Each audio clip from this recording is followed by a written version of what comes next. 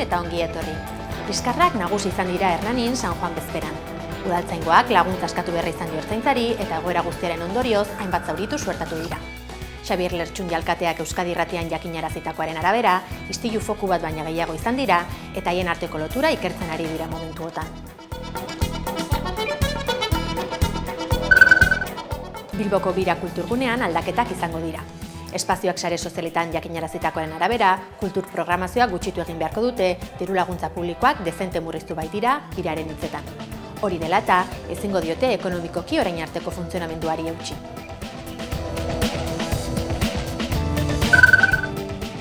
Anbisa enpresari isuna jarriko dio lan ikuskaritzak. Ela sindikatuako ohar batez bidez jakinarazitakoaren arabera, 2024ko azaroaren eta 2025ko martxoa bitarte gauzaturiko greba mugagabean, Gasteizko udaleko arreta zerbitzuan zeuden langileak ordezkatu egin zituzten eta honek oinarrizko eskubideak urratu zituen zentralaren hitzetan. Epaitegietara ere joko duela jakinarazi duelak.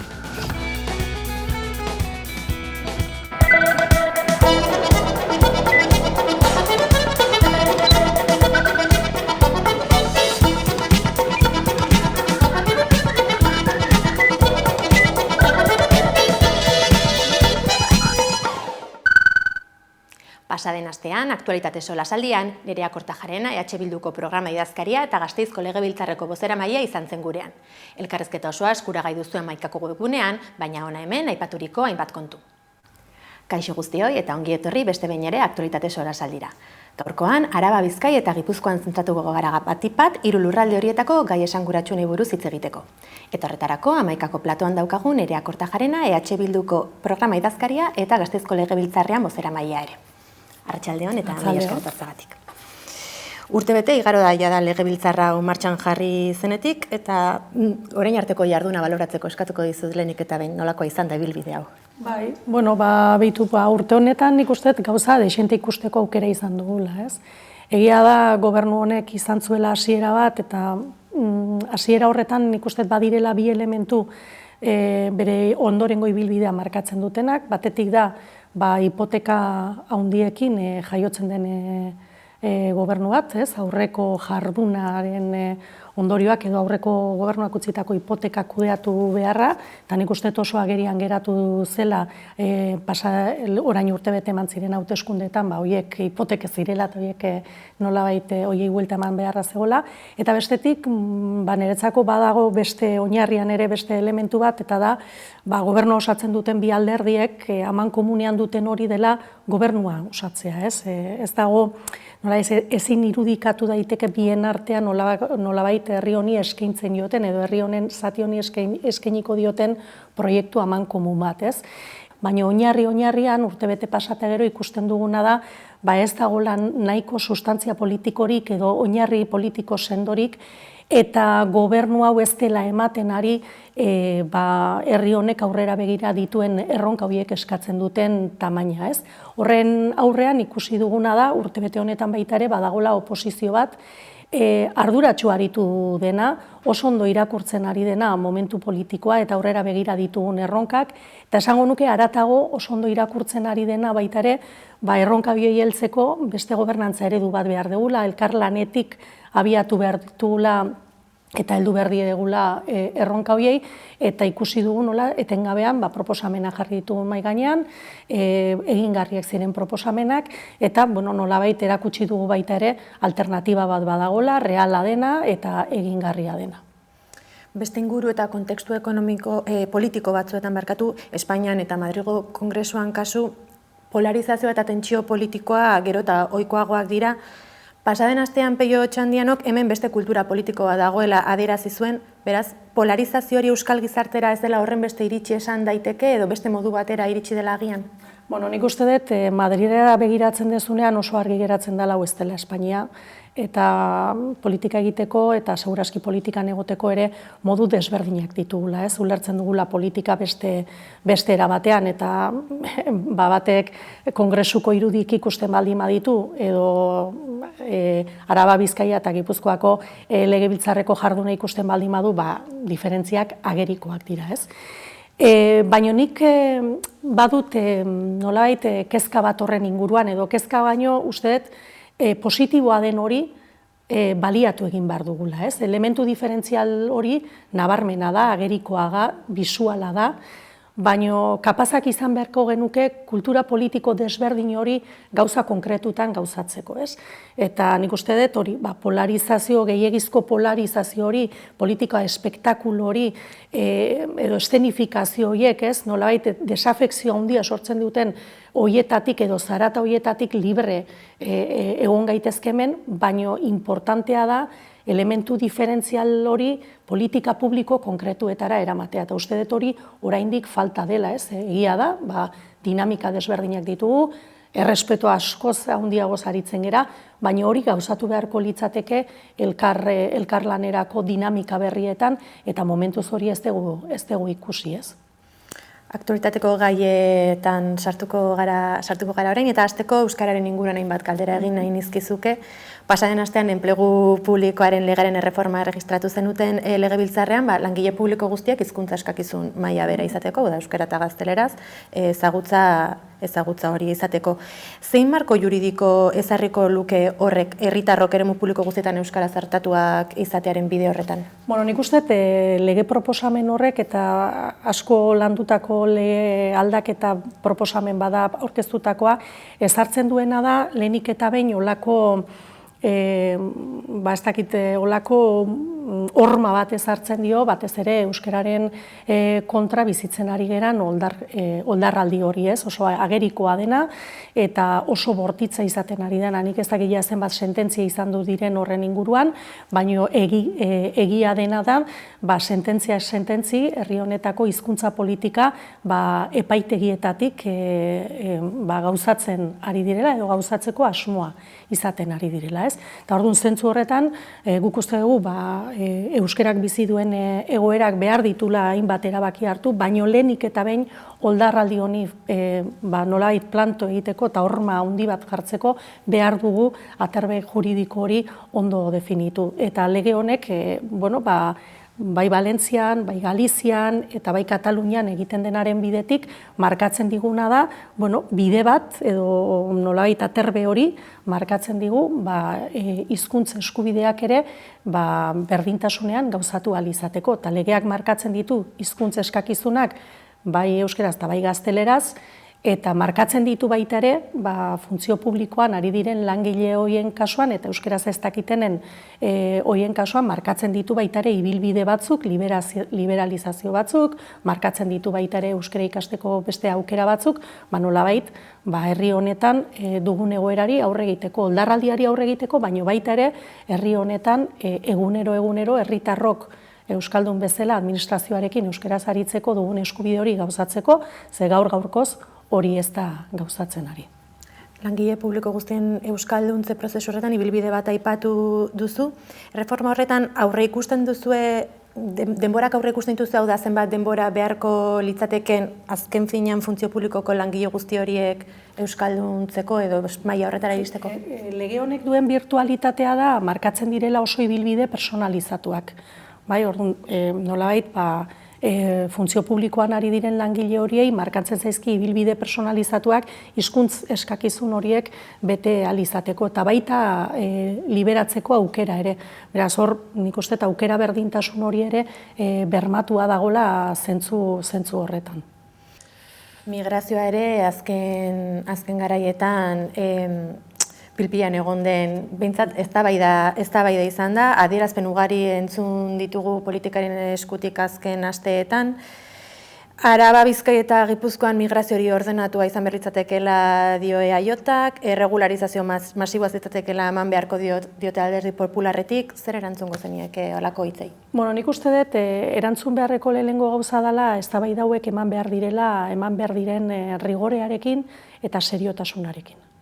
Migrazioaren gaia, zuk esaten zenun, atera da egun hauetan agenda politikoaren edo agenda publikoaren lehen lerrora etorri da gehiago, agenda politikoan ez dakita inbeste gondudan, baina bai agenda politikoan, eta normalean agenda publikora etortzen danean migrazioaren gaia beti egiten da nolabait ikuspegi alarmista batetik heltzen zaio gaiari, eta gainera normalbean egiten dira, oso konplexua den gai batean egiten dira simplifikazio ariketa izugarriak. Eta horrek, uste dut, trazo oso lodiko eztabaidetara eramaten gaitula, eta trazo loditan normalean ultraeskuinak irabazten du beti, eta ultraeskuinaren mezuak irabazten du beti. Uste dut, publikoki gai desberdinei buruz aritzen garenak kontuan hartu behar dugula, publikoki esaten ditugun horiek pertsonen eta herritarren pertzepzioetan eragina handia dutela. Eta kasu honetan, adibidez, Araba eta Bizkaia eta Gipuzkoako herritarrek adibidez, ikuspegiren datuen arabera uste dute hemen benetan bizi direnaren atzerritarraren bikoitza bizi direla. Pentsa ez, nola sortzen diren imaginario kolektiborik. Horregatik uste dugu gai hauek heldu behar direla sosego handiz eta behar diren rigorearekin.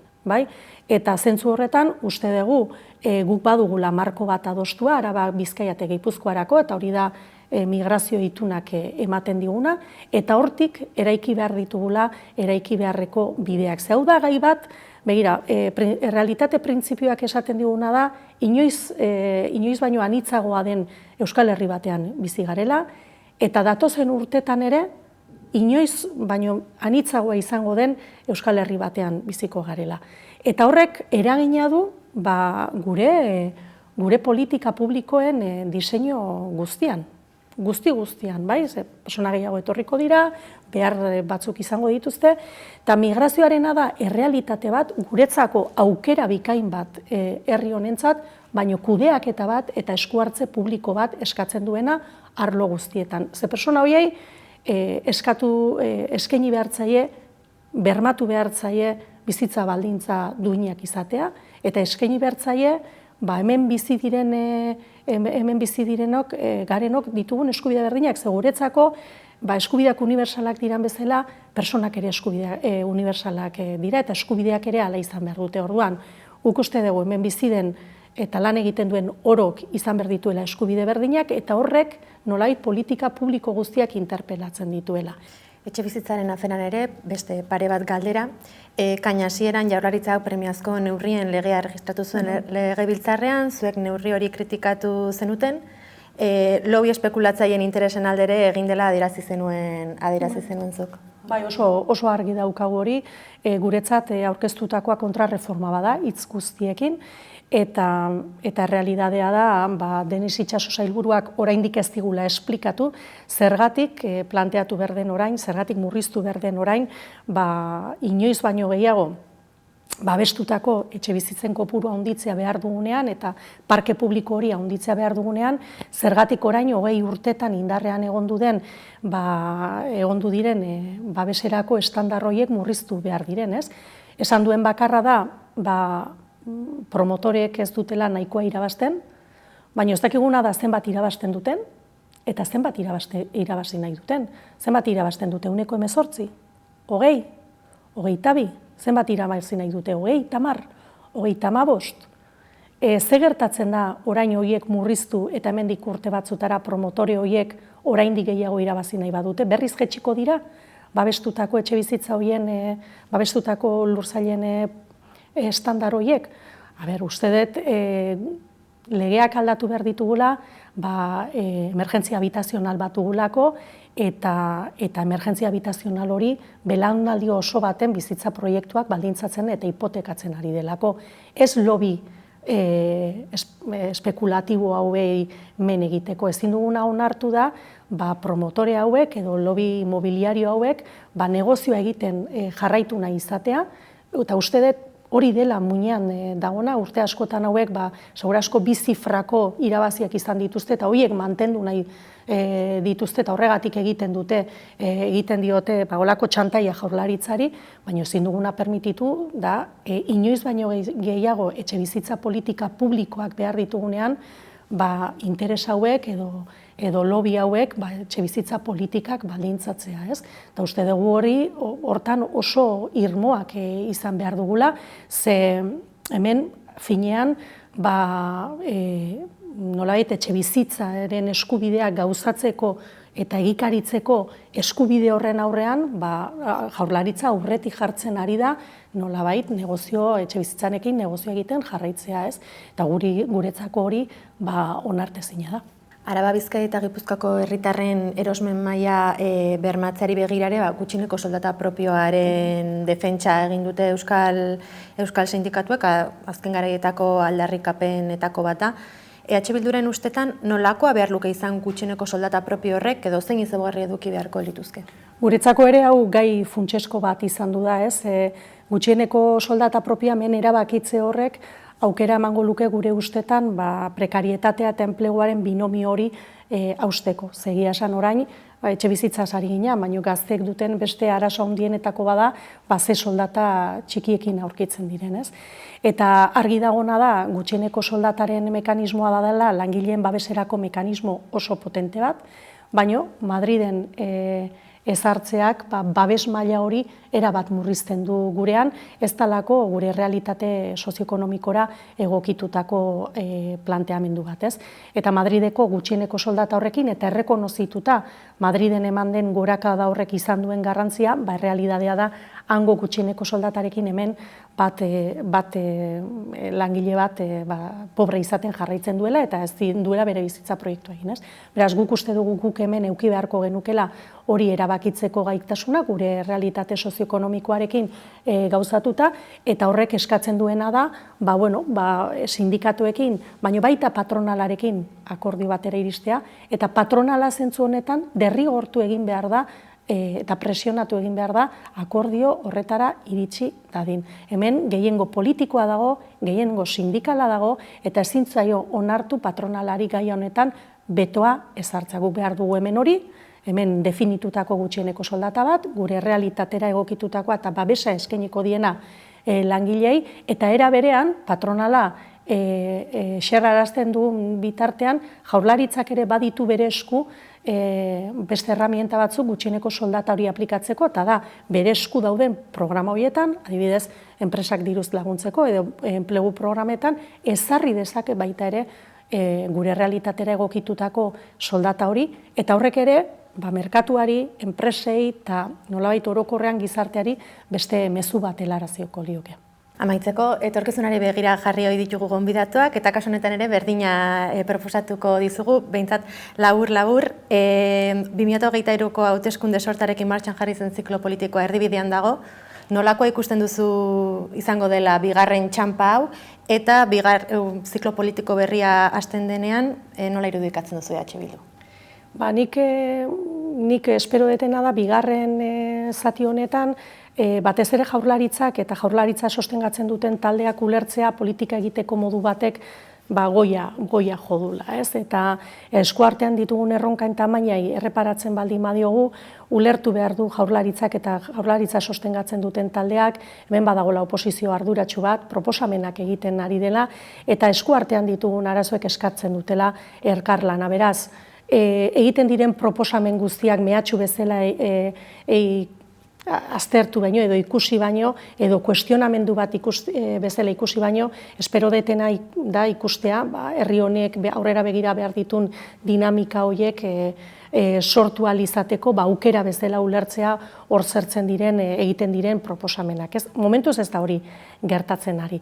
Eta ziklo politiko berrian, ikusten detena da Euskal Herria Bildu oso indartsu bat, uste detelako oso ondo irakurtzen ari garela momentu politikoa, herri hau errotonda handi batean dago, baina Euskal Herria Bildu gai izaten ari da errotonda horretatik ateratzeko seinalizazioak jartzen, bai etxe bizitzan, bai feminismoari dagokionean, bai hizkuntza politikan, bai osasunari dagokionean, hainbat gaiei dagokionean, ez?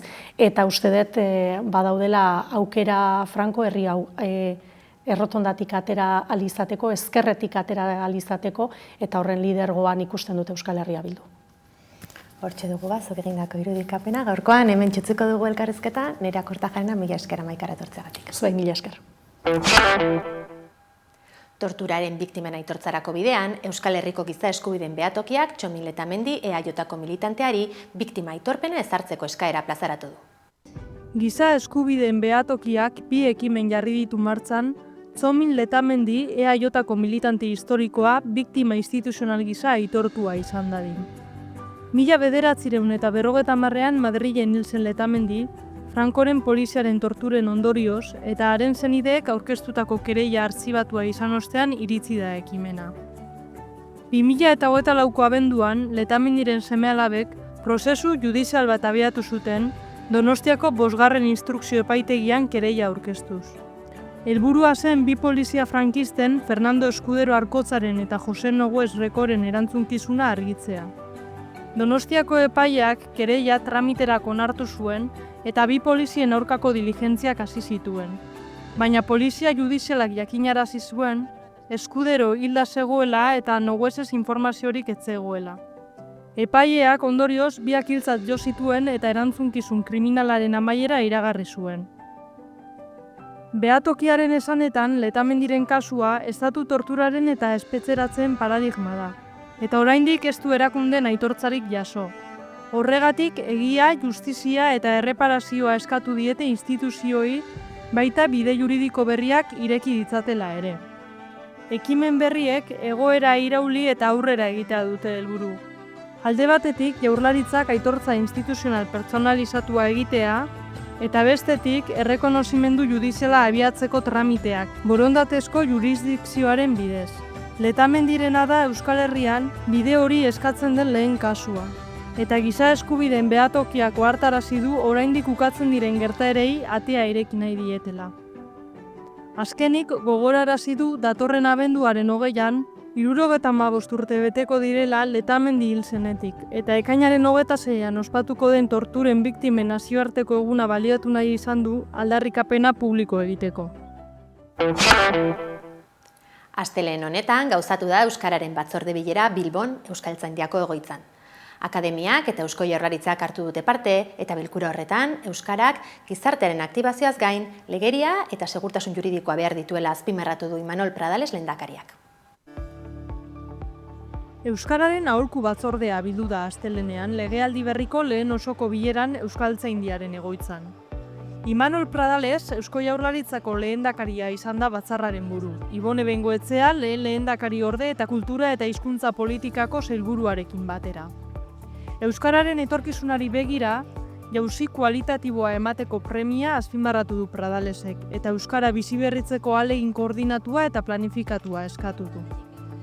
Testuinguru horretan, normalizazio prozesuan aurrera egiteko paradigma berri bat ezartzeko beharra adierazi du konfrontazioa saihestuz. Esan du gakoa gizartearen aktibazioa dela eta defendatu du Euskarak ere beharrezkoa duela legeria eta segurtasun juridikoa. Jauzi kualitatibo bat eman behar dugula euskararen esparruan eta gizartearen aktibazioa dela gakoa. Euskarak ere beharrezkoa duela legeria eta segurtasun juridikoa.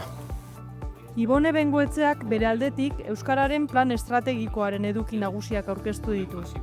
Planaren helburuetako bat da Euskararen ezagutzan eta erabileran jauzi kualitatiboa ematea.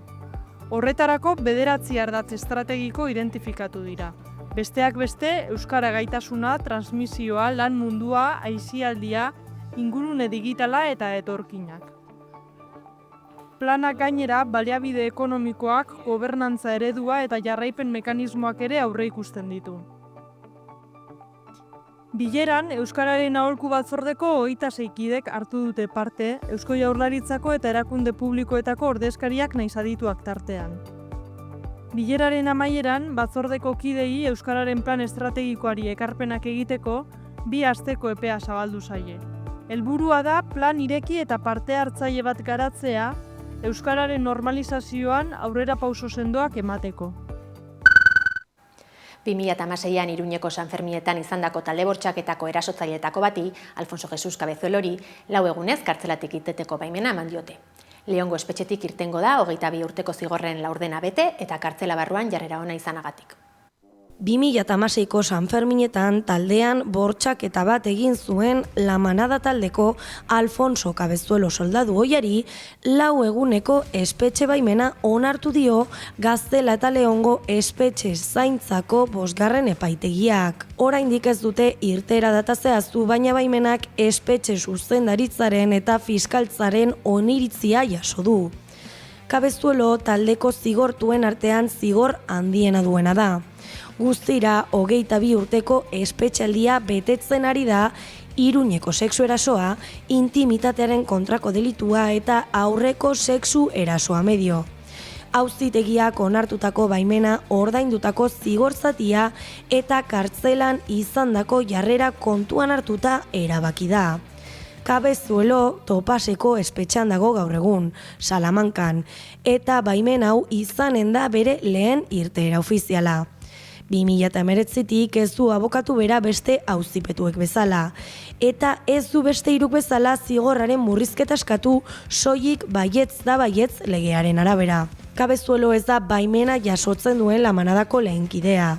Aurretik beste batzuek ere jaso dute halako baimena. Hala ere, kasuak gizartean sortzen duen oihartzunagatik, albisteak zeresan handia sortu du berriro. Indarkeria matxistarekin jarraituz, ESK sindikatuak Arabako Foru Aldundiak bortizkeria mota honen biktima diren emakumentzako arreta murriztuko duela salatu du.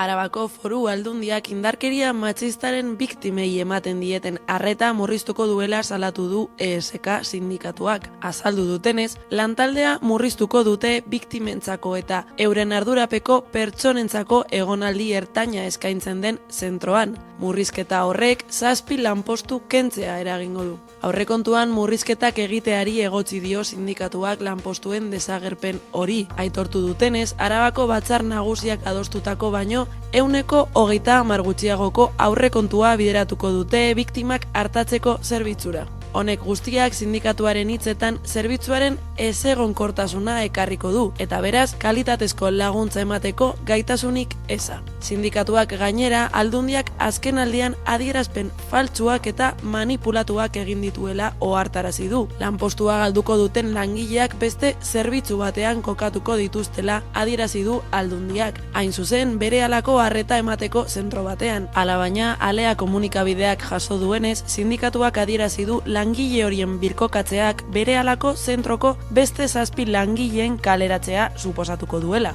Gauzak horrela, ESKak Gorka Hurtaran gizarte politiketako diputatuari bilera bat eskatu zion ekainaren hasieran, baina oraindik erantzunik ez dutela jaso jakinarazi dute. Beraz, datorren asteazkenean uztailak 2 murrizketak salatuko dituztela iragarri du sindikatuak. Egun horretan, berez, Hurtaranek jendaurrean emango baititu azalpenak. Gaurkoan, urtaldearen gu bakarrik abestiarekin amaituko dugu saioa. Gogoratu Amaikaren webgunean eta sare sozialetan informazioa zabaltzeko aukera duzuela. Mila esker zuen arretagatik eta bihar arte. Ilargiaren argietan, kareak beteri begien aurrean, asteatzean utzitan, bide berriak irekitzen direnean, inguruaren babesean, bizi berriak kalean ikusten dira, garai hauek aldatu dira, gauaren bakea gurea ote da. Goratzen gure garuza markaetan, alde egin genuen, duakare ginen jendartea, gauaren izarren azpian, orduak ere askartzen direnean, denbora azkar pasatzen da, egun argiak hogaitu arpegian, inguruaren babesean.